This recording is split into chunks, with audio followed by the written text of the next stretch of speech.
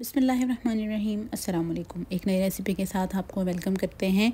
भिंडी तकरीबन हर घर में बनाई जाती है और इसको डीप फ्राई करके ज़्यादातर बनाया जाता है, लेकिन आज भिंडी बनाने की बेहद आसान रेसिपी आपके साथ शेयर कर रहे हैं जिसमें इसको डीप फ्राई करने की ज़रूरत नहीं पड़ेगी और एक स्टेप में ही ये लजीज़ भिंडी बनकर तैयार हो जाएगी। रेसिपी को स्टार्ट करते हैं।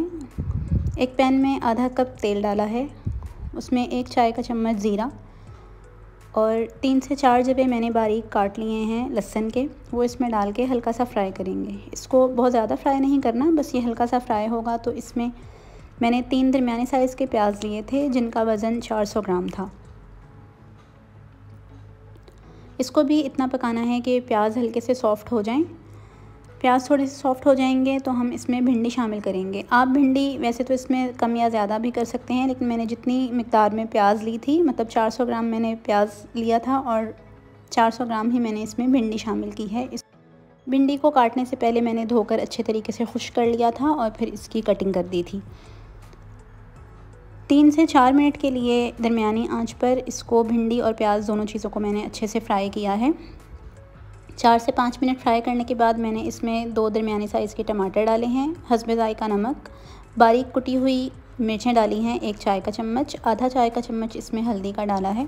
इन तमाम अज्जा को भी अच्छे तरीके से मिक्स कर देंगे। टमाटर बारीक स्लाइस करके डाले हैं ताकि हमें पानी डालने की ज़रूरत ना पड़े और अपने ही पानी में टमाटर कम्प्लीटली गल जाएँ। अब इसको बिल्कुल हल्की आंच पर 10 से 12 मिनट के लिए पकने के लिए रख दिया है।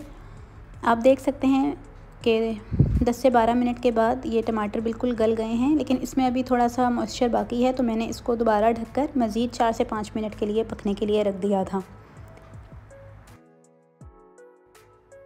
4 से 5 मिनट के बाद ये देखें इस तरह की ग्रेवी सी बन गई है। प्याज भी बिल्कुल नरम हो गया है और टमाटर भी घुल चुके हैं।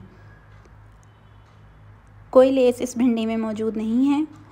अब आखिर में हमने इसमें 1 से 2 हरी मिर्चें शामिल की हैं और चंद पुदीने के ताज़े पत्ते शामिल किए हैं। इसको भी अच्छे तरीके से मिक्स करेंगे और सिमर होने के लिए 1 से 2 मिनट दम पर रख देंगे। हमारी ये लजीज़ और मज़ेदार सी भिंडी बनकर तैयार है। इस रेसिपी को ट्राई करें, यकीनन ये रेसिपी आपको अच्छी लगेगी। एक नई रेसिपी के साथ हाज़िर होंगे, तब तक के लिए अल्लाह हाफ़िज़।